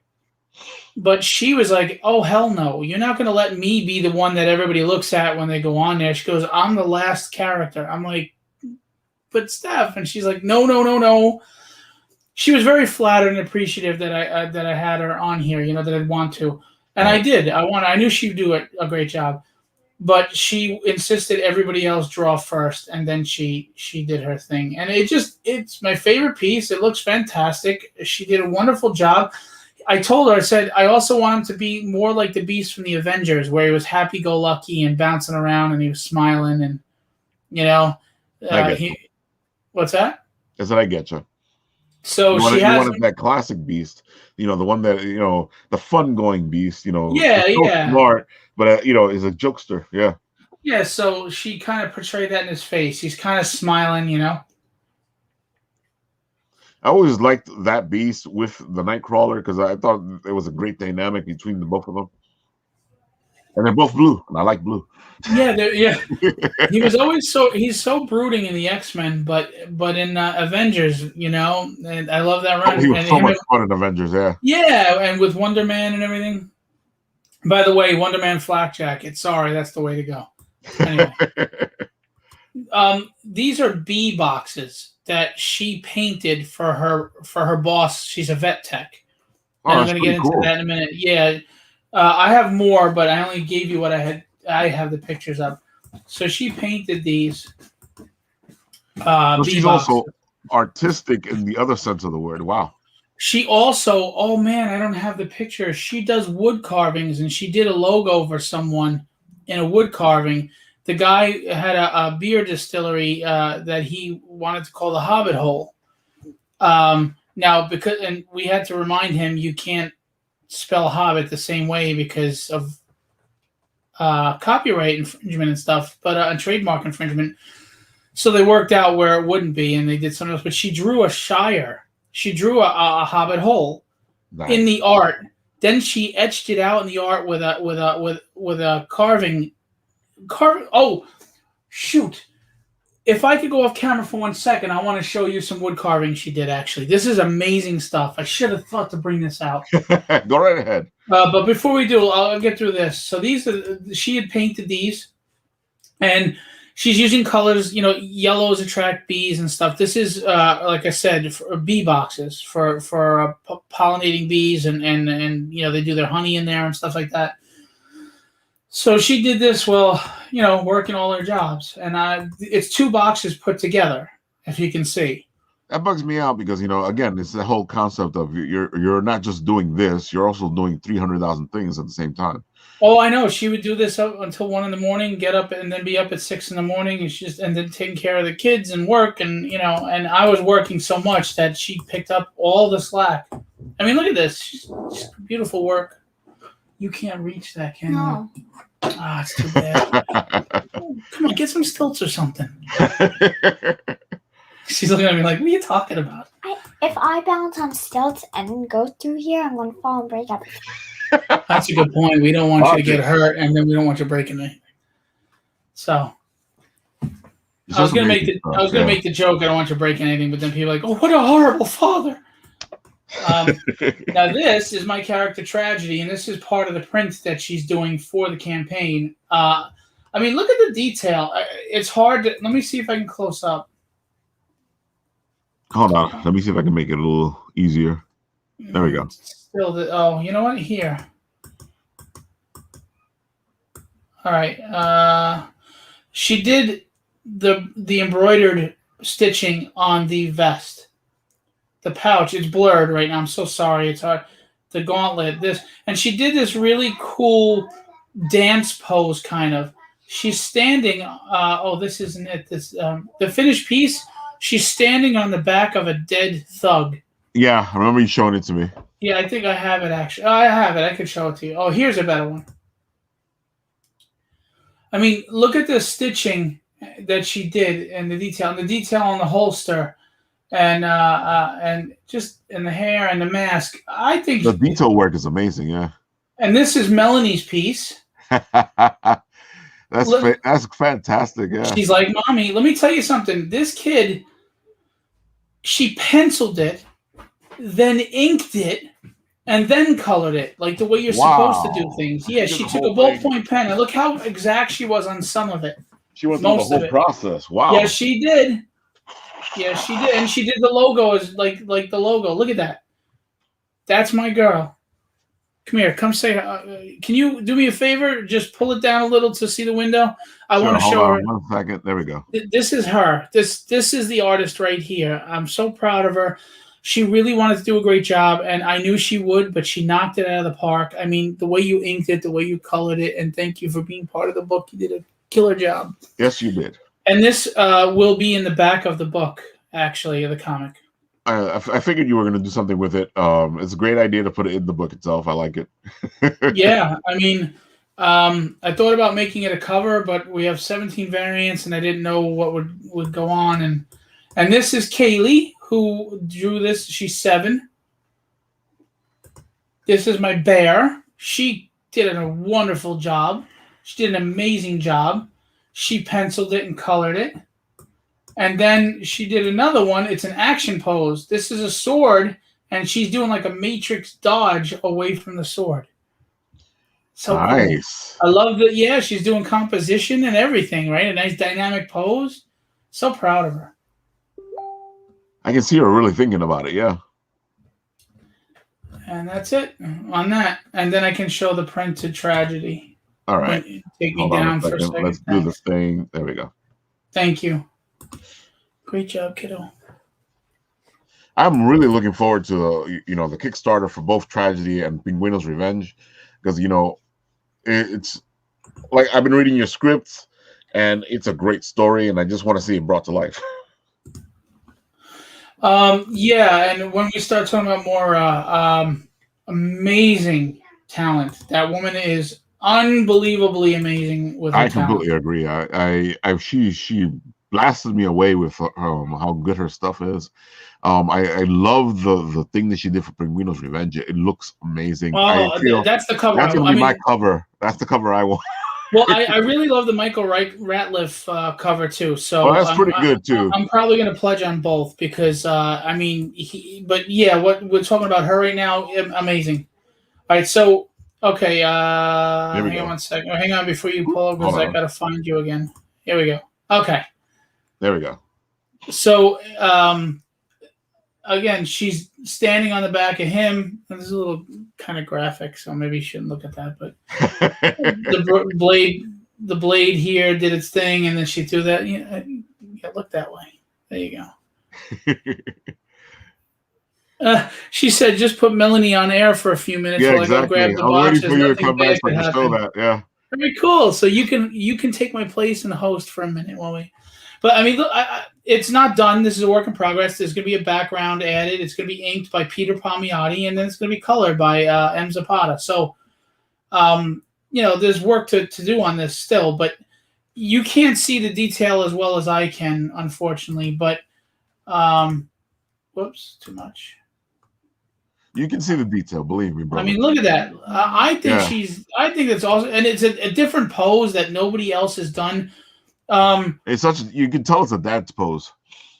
Yeah, and just I don't know. Maybe I'm biased, but I think it looks fantastic. No, you No, gotta sit in my it is chair when I look at fantastic. that. They want you to sit. They want you to. You can. I'll put the headphones on you. You can talk about Rafael. Why are you hiding? Now she's hiding under the table. You're just like your mama. So this is for Tragedy, which, if you don't mind, real quick, May 18th we launch. Tragedy is loosely based on my wife, but she's also, in my mind, relatable to everyone. She's relatable to anyone that doesn't realize their own inner strength, their power, their self-worth. She's anyone that feels has daddy issues. She's anyone that that relates to the fact of not liking the life they're living and wanting more, but feeling like they can't have it or just not knowing how to get it. If you feel any of those things, you can relate to her. She's scared and closed off to get close to anyone because anyone she's ever loved has been taken from her. Her life was taken from her. She was a ballerina, and now she's an assassin over a decade later. I gotta admit, you do a good job at writing all this in. It's not forced. You don't like the story doesn't feel forced. It feels natural progression as you're learning about the character. As the story progresses, you learn about the character, which is a good thing because sometimes it's not like, well, here's some exposition while we don't tell you any of the story. You're actually putting the story together, and as the story progresses, you learn about the characters who are in the story. And I find that's a hard thing to pull off. Well, thank you. I've been told that I don't waste any pages, even with the exposition is never wasted. Every bit of dialogue has some relevance, right? To further the story. And I try to write things realistic in the sense that, look, if she's closed off, you're not going to get a ton of answers. She's not going to open up and tell you and pour her heart out. You get bits and pieces. You got to kind of read into things a little, like she just told you a lot without saying a lot. Exactly. So are you paying attention? And that's what I appreciate about it, because it doesn't feel like we're going to stop the whole story right here. Not that this is a bad way to do it, but every once in a while you want just it to flow. And you don't stop the story to tell this. You tell it while the story is progressing, which is a pretty good art. Why? My daughter's blowing bubbles into her drink, and all I hear is blah, blah, blah, blah. I'm scared. I went like this. Oh, I appreciate that. By the way, I don't know how far you got in the 15 issues. I think I'm halfway. I think I'm at 7. Well, I just wrote the backstory to Tony and Joe. It should be interesting. It's I've been wanting to see where you go with it. It's a 34-page story. So I didn't send it to you, but let me know. I don't even think you have some of the newer issues. But I have up to 8, and I was waiting to get to it so I can send me the rest. Oh, so okay, you can start cool. sending it to me if you want, because I'm at 7 now. I'll let you catch up. I'm sure you got a lot to do. My comic isn't the center of your universe, nor should it be. So, but it is right now. You're right. It is right now, because we're talking about Tragedy. We're talking about your wife, the amazing work she's doing. This print is going to be amazing. And I really am always kind of a fan of how mothers can handle everything and at the same time as they're trying to do what they're trying to do. She juggles so much. I don't want to get into this deeply, but I got life-threateningly sick in January. I went to the ER, and because of COVID, she couldn't come in. And to be honest with you, we honestly didn't know if I was coming out. I kind of figured. She stayed in her car in the parking lot all night, and she had work the next day all night and would not go home. She stayed in the car to be with me and to be able to run in there at any moment. She didn't leave. This is And amazing. you don't get loyalty like that from No, you many don't. people. No. And she was scared. And the things that must have been going through her head, like, am I going to lose the person I love? Am I going to be raising these children alone? How am I going to keep the house? And she kept it together. And she stayed in that car. And I wasn't treated well in the hospital either. I was in the ER, and I have to be honest, as a nurse, I was really, really, really, really disappointed in my colleagues. You know, I don't work at that hospital. It was bad. Right. So she was fighting and advocating, and then going home to my kids were rattled because they saw me clutching my chest, unable to breathe. Not knowing if they're going to see me again. And I didn't know. And my wife just held it down. And my oldest daughter, Melanie, who was just here, is like my wife. At the time, they were 8 and 6, in January. And my 6-year-old was crying that Daddy's going to die. I'm not going to see Daddy because it was bad. Mm. And, some people don't realize how bad it was because they saw some posts because of business, I let people know. So I don't think they realize how bad it was, but that's irrelevant at this point. Your opinion is none of my business. My at the time 8-year-old daughter was scared out of her mind, but she kept her cool and she calmed her daughter down, and she was there, her sister down, and she was there for her younger sister. And then as soon as her younger sister finally went to sleep, she broke down in Grandma's arms. That kid stayed tough for the sake of her sister. That is the strength that women have. Yeah. That they don't get credit for. I agree. I completely agree. Imagine all the things going through my wife's head, or an 8-year-old little girl, and they were badass. And that's what women are. That's what women are. And that's why we're talking about them in this Mother's Day special, because you guys don't get enough credit, especially because you do so much. They do. Listen, I'd have no life if it wasn't for my wife. I know I sound like Dr. Seuss right now, but I would have no life if it wasn't for my wife. It's good. We're doing poetry now. So we talked about tragedy. We talked about your wife. Let's talk a little bit about Mara and her amazing art. Do you mind if actually done for you? Do you mind if real quick, before I get into Mara, I just go grab those boxes to show you? Hey, go right ahead. I'm sorry. Hang on one second. I'll do my thing while I'm talking. You want to come on and say hi? Come on. You're a superstar. You're a cutie pie. Come say hi. Talk to her. Can't make me. I can't make you. I like that. You know what? I can take you, kid. I'm out. I can see it now. In a world where Phil is trying to get his daughter. Yeah. She just ran. All right. I'll be back in 2 seconds. Go right ahead. I'll do my thing. Yes, you guys are tuning in with us here on the Apple Bites, where we're talking about Mother's and Mother's Day and all that beautiful stuff that you guys do for us and are still able to do for yourselves. That talent you guys have, the amazing ability to be so many places at so many times and do so many jobs with so many hats. And I'm not saying there aren't fathers who are out there that don't do this. I'm not saying that all mothers are like this, because believe me, I know some mothers that aren't the definition of any of this. I know some fathers who have stepped up to the point where they're actually mothers, and they should probably be said Happy Mother's Day to on Mother's Day, because they are taking care of their family completely. But it's just an amazing thing to see, especially in this industry where you're, when you're an artist, you're a writer, you're constantly writing and drawing, because that's what makes you better. I know you guys hear me say this on the Written Writ all the time, but what you got to do is write. And if you're an artist, you probably have to draw. And as I was saying earlier with the whole Bruce Lee quote, and I wish I remember what the quote exactly, but I know it's, you do something enough times, you become a master at it. And that's what you do as an artist, as a writer. You just do it as many times as you need to get better. And the more you do it, the better you get.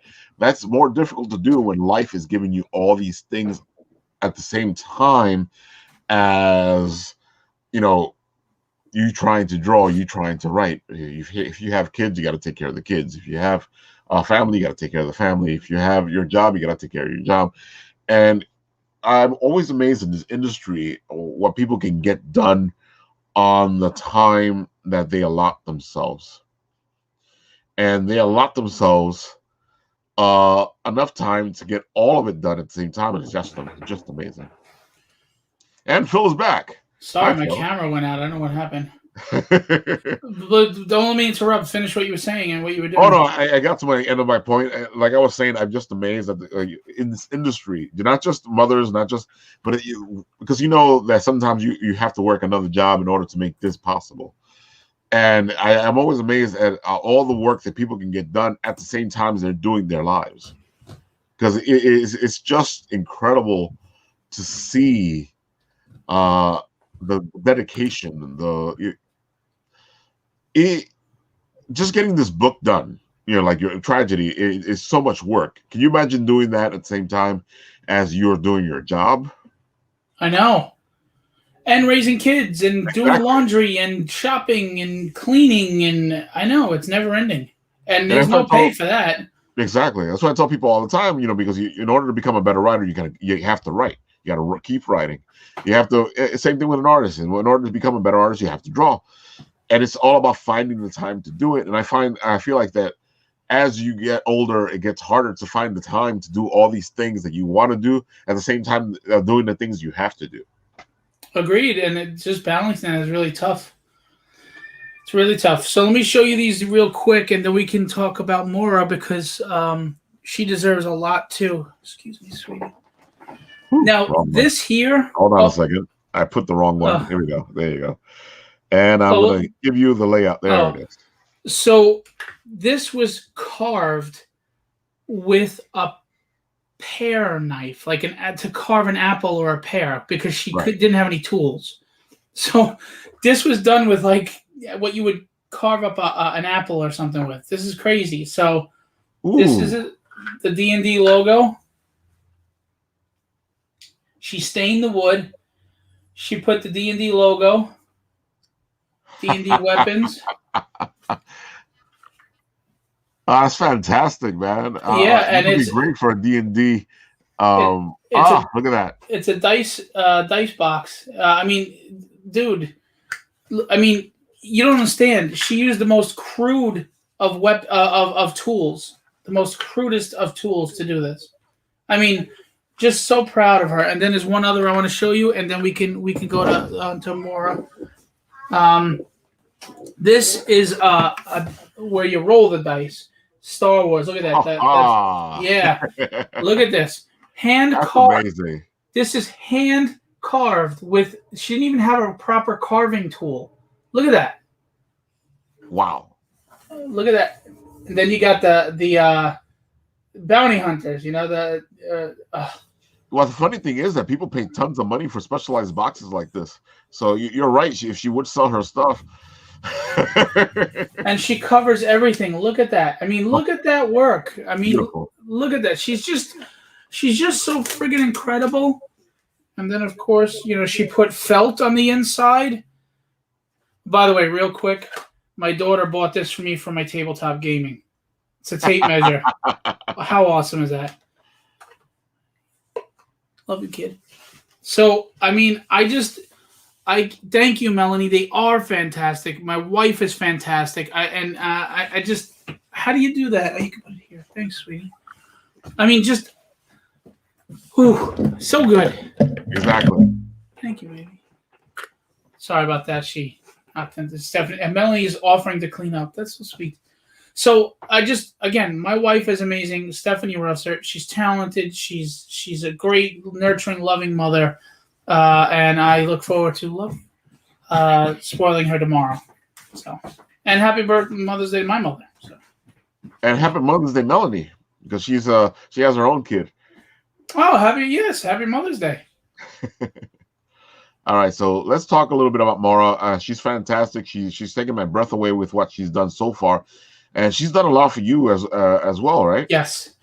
I can't really show more on this page right now. It's the Kickstarter page, still in the work. But this logo, all right. So her husband, Robert Powers, who has Penguino's Revenge, did the font for Tragedy, do the logo. It looked fantastic. I loved it. Oh, yeah. It was amazing. And then Maura, I didn't even know she was doing this, turned it into this 3D logo and put this ballerina on it and put the effects and everything. And I looked at this and I crapped myself. I was like, oh my God, this is unbelievable. This is like so professional. It makes me look so good. And she did it. And I know. And then my wife looked at it and her jaw dropped. I mean, our jaws dropped. Hey, Maura, thanks for coming out. Yeah, Maura, we're talking about your stuff here and how beautiful and amazing it is. And, wow. Happy belated birthday to Ryder and to Robert, of course. Their birthdays were on Thursday. So, I mean, this is just so amazing. It's powerful. And the symbolism that is all wrapped into this. Maura didn't just do, there's plenty of people that could do an amazing graphic. Okay? Yeah. Maura doesn't just do that. She gives you this amazing graphic that's telling the story that you want to tell. Exactly. This is Tragedy right here. This is amazing what she did. It is. It's gorgeous. And Maura is a hardworking, she is taking care of a 5-month-old, a 2-year-old that just turned 2, holding down the fort because Robert is trying to push, Penguino's Revenge and get his art out there and build a fan base. She's doing housework and she's just doing my Kickstarter. She's bailing me out on my Kickstarter. She's doing all the graphics. And if you see some of the graphics that she's done, she's just top-notch pro level. It looks beautiful. I'm just saying this right now and I'm being very serious. When you look at this Kickstarter page, it's going to look gorgeous, and I'm going to get credit. I get none. I should not get any. I mean, I put the text. That's it. And by the way, Russ Cassidy is helping with tears and text, so thank you to Russ. Cool. I mean, but the aesthetics, the beauty, she put all the trade dresses on the covers. I don't know if you want me to show a couple of those just to show the trade dress she did. That's up to you. Sure, but, go ahead. Help showcase. All right, you. Hold on, let me get you. Thanks. Sorry about that. There we go. She she did the trade dress on everything. She there's her logo on its own. Okay, she is why this page is going to look. The logo on its own is just amazing. Look at that. Yeah. So you can sorry, hang on. Oh, whoops. What the heck are you doing? Oh, here we go. Okay. I'm not a tech guy either, so I apologize. Oh, don't worry about it. Me and you on the same boat. When I'm doing the show by myself, it's usually kind of weird. So real quick, here's the logo by itself that she did. She turned it into this 3D, really chiseled, and look at the blood splatter, little things like that. Exactly. And look at the reflection and the light, that she did, and the dark black edge. And by the way, credit to Robert Powers. Take a close look. It looks like a ballerina slipper. Oh, wow, you're right. And that goes like that. And that, it's kind of got that ballerina slipper edge here. And Robert did this font, and he did it in nice red and black. And then she just took it to the next level with this. So the two of them combined are a power team. And they're like... Yeah, I keep telling them, I think they're an amazing team. They work well together. They're like the Wonder Twins. It's like form of elephant, form of water, whatever. These guys are awesome. But, yeah, and she just, look at that logo. It's just amazing, yeah. Melanie, you're cute. And you can keep it up. This here, are the covers. Whoops. I'll pick the. I'll just. And then I'm gonna do. I'll show Rob's also. Why is it not popping up? Oh, take it a second. Don't worry. We understand it'll take a bit. Sorry. There you go. So she did this. Let me explain something to you. That's Robert Powers did this logo for Filbo Studios. They both combined did this logo. Robert drew this mask. She took it and threw it on here and did all this trade dress for me on every single cover. And I have 17. Wow. That's amazing. She threw this on there on every cover. And some of them, because the artist was so awesome that they didn't leave room for trade dress, you'd be covering beautiful art. Right. So she had to finagle and work stuff like making the see-through. Some had to be put in the bottom left corner. But she worked it all out. And that takes time, man. It's not just Photoshop slap on. You know, trying to figure out how it would work best with placement, design. She did all of this, and the reason why this cover, the trade dress looks professional, is Maura Marie Powers. Telling you that right now. I'm not even playing with you. That is amazing. This is Robert Powers' cover. That's your favorite, right, Melanie? This is Melanie's favorite. I gotta admit, this actually feels like it's the cover that says tragedy. You know.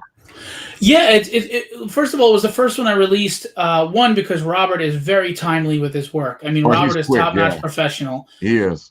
But also because it was like a movie trailer, a movie teaser poster. It was just perfect. It was perfect. Love you. Where you going? Okay. And then and again, she did different color schemes for the logo, for the trade dress, based on the cover. So she's not just slapping stuff up there. There was placement. There was what she created. There was piecing it all together. The fonts that she put on for Variant Edition, the font matches like the style of the mask. Exactly, yeah. I mean, and she's a logo designer, and when she comes on the show, you can get more into that. But as a logo designer... I'm definitely having her on the show. I know she's not feeling well today. I can see that she's watching. So, Mara, I hope you feel better. Yes. You're definitely coming on the show because we want to showcase your other skills. Because besides what you do here, you're also a photographer. You are a jack of all trades, and we want to showcase your talent. She really is. She's listen, top-notch professional. She has a work ethic like a bull, and she stays in communication with you. She's extremely easy to work with, and you do not have to micromanage. I mean, I'm just telling you now. She comes to me, hey, this is my thought, my idea, and she nails it right away. It's not like there's a lot of back and forth on, well, I kind of had this vision. She talks to you. She looks at the project with open eyes, and she really understands what you're trying to convey, what your project is, and she puts it in it. She puts it in the logo. She puts it in the trade dress. Again, there's also the color scheming that she had to figure out on each page. I don't know. And just a few, and see how she changed the colors, and some are see-through and some are not. Each cover, yeah, that's amazing because sometimes I feel like that little section actually takes away from the cover. Right. This is Mato Zapata. Like here, she could have just slapped it up there. Most people would have been like, to hell with the art and everything. She put it on the bottom. It doesn't destroy any of the art. This is Will Pladen. See how she took the black. She just knows. She knows her color schemes. She knows, which I'm bad at colors. This one, just look at the way she used the yellow and highlighted. You're right. She does find a place to put it so it doesn't distract from the art. Oh yeah, and she's just. It takes time. This one was tough because Chris Madd, and the last one was Henry Martinez, Keith Williams, and Mato Zapata. This is Chris Madd and his daughter Shona Madd on colors. I'm sorry, everybody needs to get credit. No, give him credit. he put this on the left side, and when he gave it to me, I said, dude, this is a gorgeous piece, but you realize that the trade dress is supposed to go there, right? Yeah. So she put it here, and again, we keep the beauty of the art. I like your joke, and we know he has a kicking ass, but we're gonna put it over here anyway because we don't want to cover the rest of the art. Yeah, we'll cover his bootay. Wow. This trade dress, I have to say, was done by Greg Harms of Third Empire, and my thank you to him. You guys did a great job of for that. capturing 181. Thank you. And Motto did a great job with the traditional actual colors of it after Herb Trimp. By the way, if you look on the bottom here, that's the logo that Robert Powers did Right. in 2D. And you saw what she did to blow up. Exactly. And she changed some things from here, like the Philbo Comics Group and Philbo Comic Code. Little things like that. Look at this. This is the Ian Churchill cover. This is one of my favorites, man. Yeah, and look at that green that just stands out. It doesn't wash in, and just the purple, and I think it's purple. And I love, yeah, she really worked it because it doesn't even seem like it's bothering the art at all.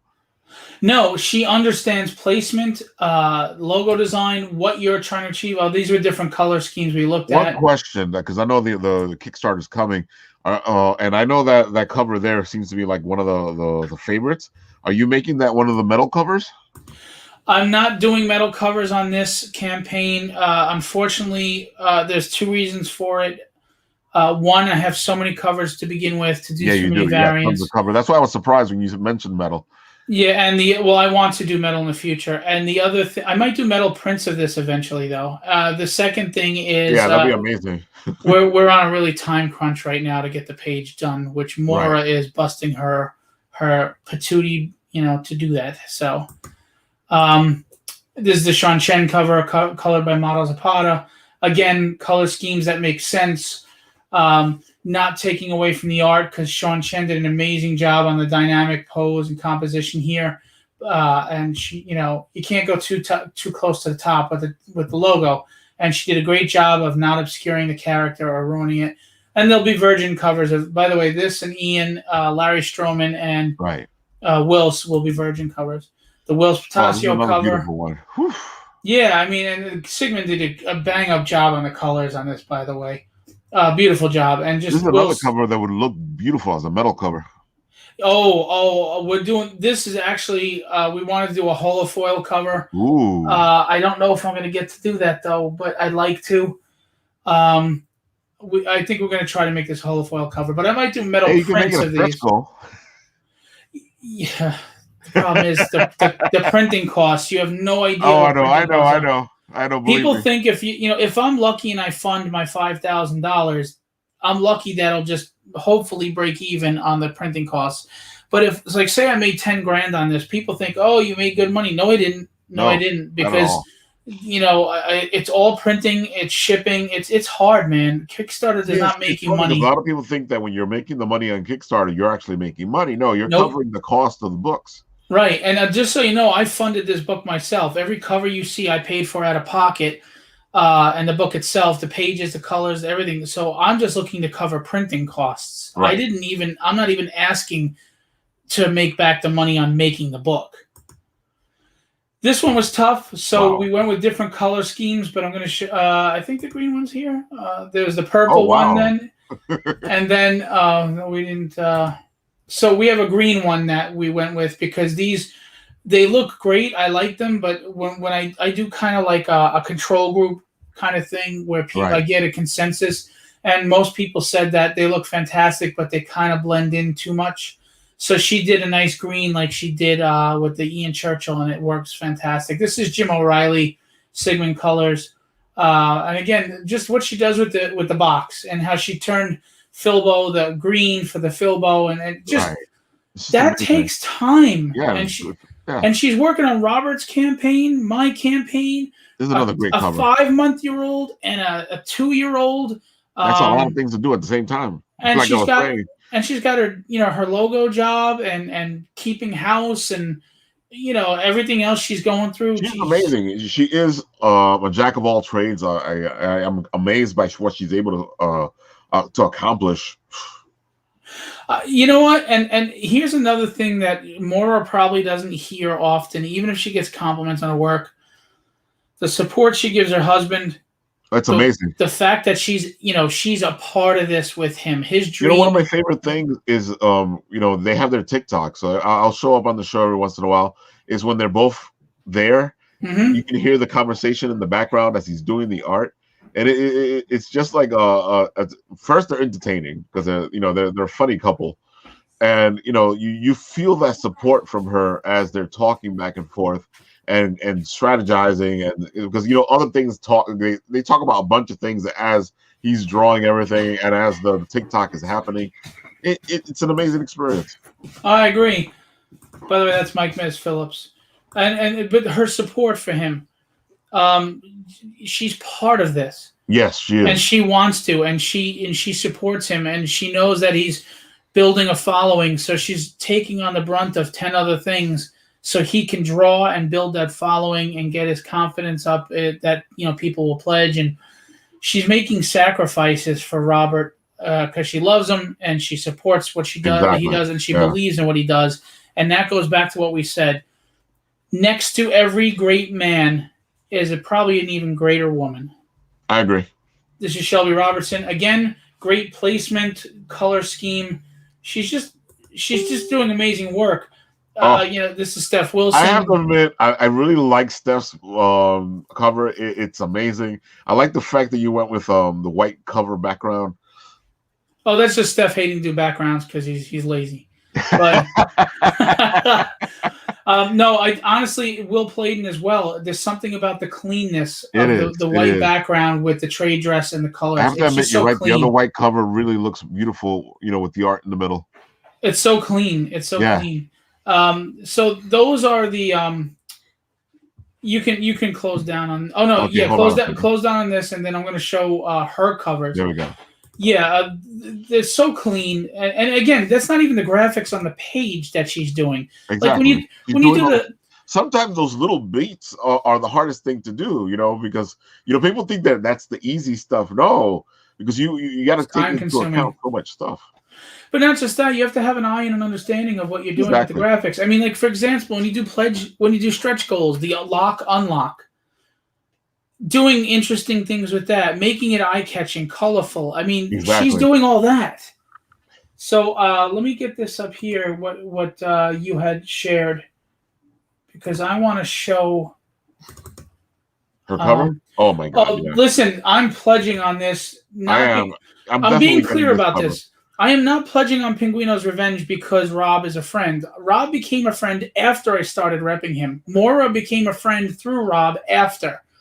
I'm pledging because this book is well worth it. And this is her cover, and I love this cover. And I completely agree with you because, my story about Rob, and I like to tell it, was that I was at Inbeyond Con. I saw his booth.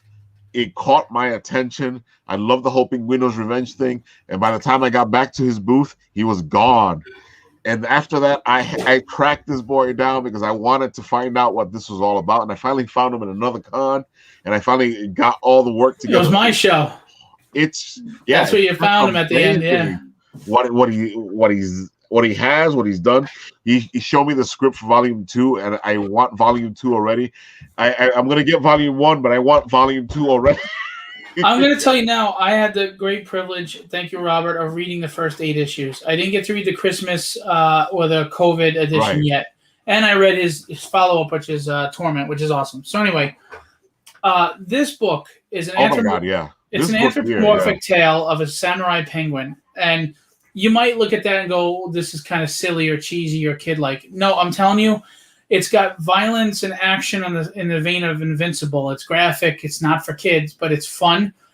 But Robert is a good writer, and it's funny. You laugh out loud while you're looking at some awesome action. The pacing and the flow are excellent. Exactly. His artwork is, and this is a guy who put his heart into this for 2 years or more. He drew everything. He inked everything. He colored everything. He lettered everything. He wrote everything. He edited everything. Other than spelling Ferry, he did a fantastic job. He did. I love his epic feel, to the books. You have that legendary tale type of feeling to it. He's going. Penguino's going through all this stuff so he can get to what he needs to get done.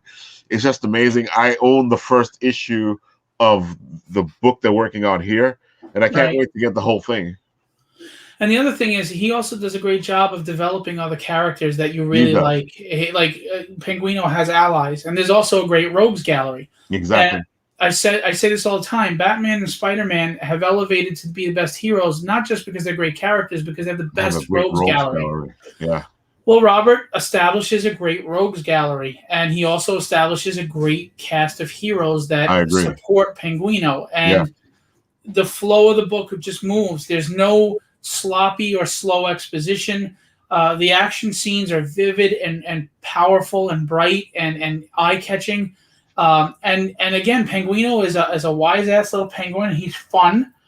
But he's also like that little guy standing up to the big guy, and I think you can relate to that. If you've ever felt like the little guy, this is a book that makes you say, "Hey, I don't need to be. It doesn't matter how tall I am or what stature you think I am. I can be tough." And by the way, I'm sorry, I know I'm doing a lot of talking. I don't know if you're aware, they haven't printed the hardcover books yet. This is another example of her amazing ability to graphically take care of business. I was wondering how she did this because I kept looking at it going, hey, where's my book? That's Maura's skill. I hope she doesn't mind that I ratted her out there, but they didn't do the print run yet because they have to do the Kickstarter. So this book doesn't exist with this cover like this yet. That is amazing that she was able to do that. Yeah. That's amazing. And I love that cover. She drew the cover. I love the cover. Oh my God, I want that cover. I'm pledging to that cover. It's the one that's caught my attention the most. I do like the other covers, and I probably will get them as well, but we'll see. Yeah, I'm going to get the Michael Ratliff cover as well. Great artist, great guy. Some great variant covers on this book, too. And there's soft cover editions if you want, not just the hardcover. Right. And there's tons of art that you're going to get and tons of goodies that you're going to get. I mean, Rob is a very, very, very talented man. Maura is an amazingly talented woman. The two of them together just kick ass. I mean, look at that. Oh my God. And look at the font. I love the font is everything. People don't understand the power of a font. Oh no, I completely agree with you. They love it, but they don't understand it.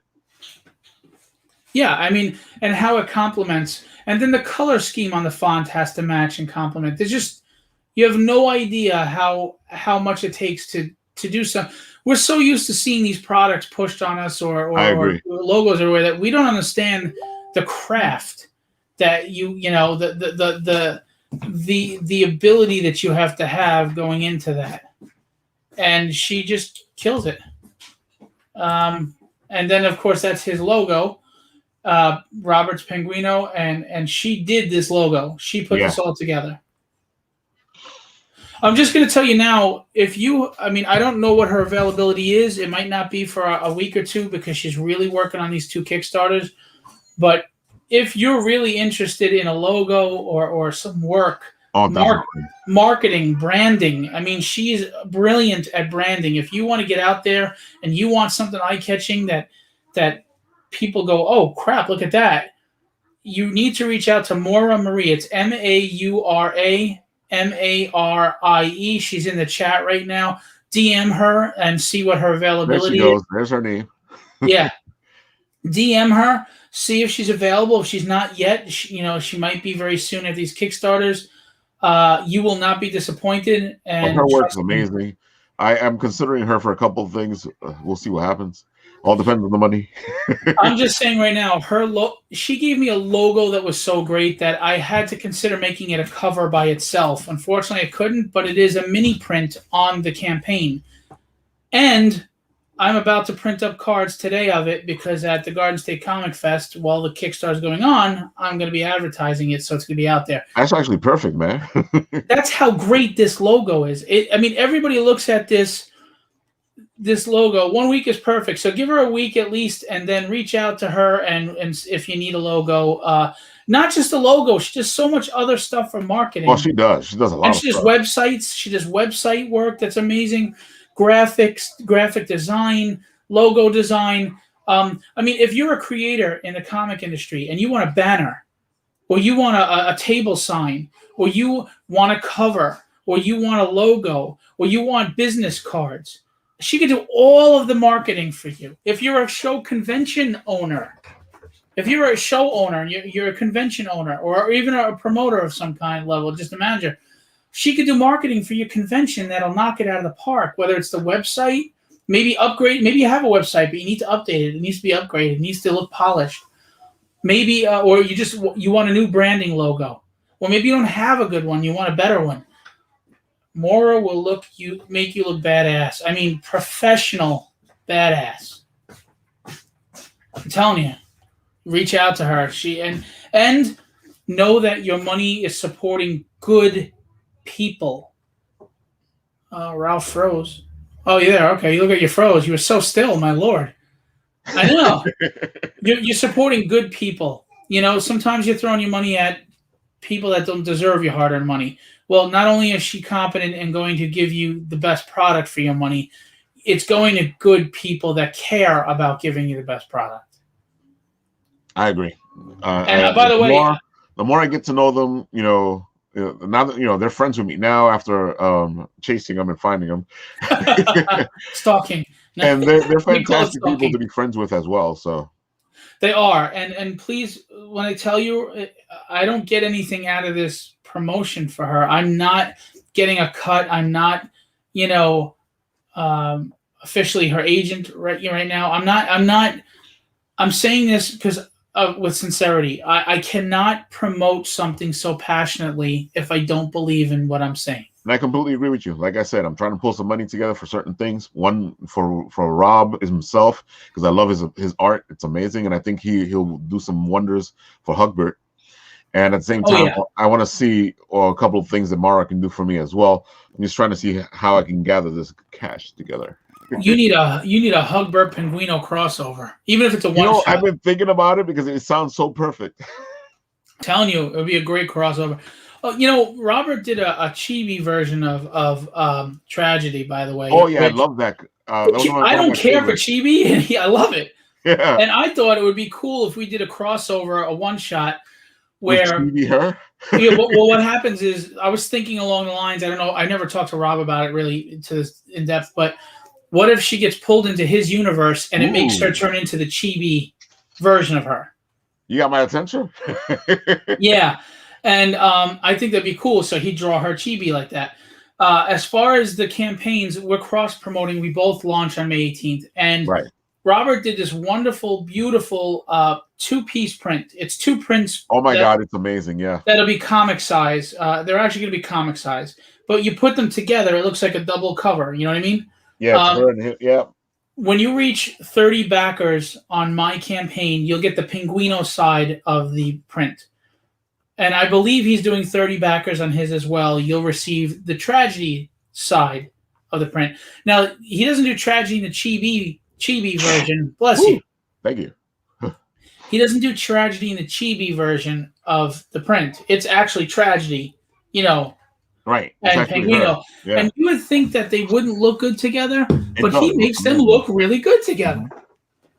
Yeah, they're like one of the, I'm a big Dragon fan, and I know that, you guys aren't going to see this for a while, but I saw a little bit of Volume 2, and the dragon he has is amazing. Yes. Well, here's a testament to Robert Powers' writing ability. He took an anthropomorphic penguin, made him relevant, but then he totally took him out of his element. And first of all, in this book alone, he takes the penguin out of his element. He's fighting in the air. Penguins can't fly. As he's falling, he's fighting. And he's fighting adversaries that can fly. And he did a wonderful job with that. And when a writer can do that, take a character out of their comfort zone, out of their element, and make it work, you know that it's good. Well, he does that with Torment, which you won't see for a while I don't know if he starts selling that issue, but he goes to hell. Yeah. It doesn't take you out of the element any more than that. Penguin in hell. And I'm telling you, as silly as it may sound to some people, it works. It works, man. I read the first issue of that, and I like I said, I love this one here, but I want Volume 2 now. Yeah. And the colors he did of the fire and the magma and the lava. Oh my God, hell. It's beautiful. Ooh. And like you said, that I love you, kitten. And that dragon, it's kind of a dragon. It's a demon dragon kind of thing, He's like an overlord of hell. Yeah.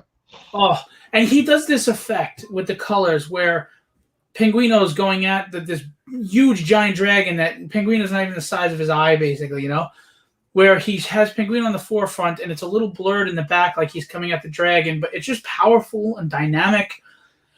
and eye-catching and intriguing, and he does a great storytelling element that I like to do. He doesn't hand you, he's not narrating as he goes like Morgan Freeman in that sense. It's like you don't even know why he's in hell yet. Right. We're going to go along for the ride with Penguino. He doesn't know, we don't know. And what he finds out, we find out. Exactly. I love that. And it's funny because, sometimes it could be done cheesy, but the way he has it, I want to know what's going on. I want to know. Yeah, I mean, some people might look at it like a penguin samurai. Well, you had turtle ninjas. Exactly. You had a samurai rabbit. I agree. And they're beloved characters. Well, right. And I feel like this is going to be in par with those characters because it is such a great concept. He does it so well. The art is amazing. You guys really need to, May 18th when this thing shows up, and believe me, I tend to pick and choose who I want to support, and I want to support this because it is a great book. I've read Phil's book, and he's doing a great job with the story. I can't wait to see how the other parts progress. You guys really do need to support Penguino and Tragedy when this thing gets up there on May 18th. You guys really start. I can't say it enough. Independent books need to be supported because I feel like independence is the future of the comic business. I agree wholeheartedly. With that, we're at the 2-hour mark. So what's your last word, Phil?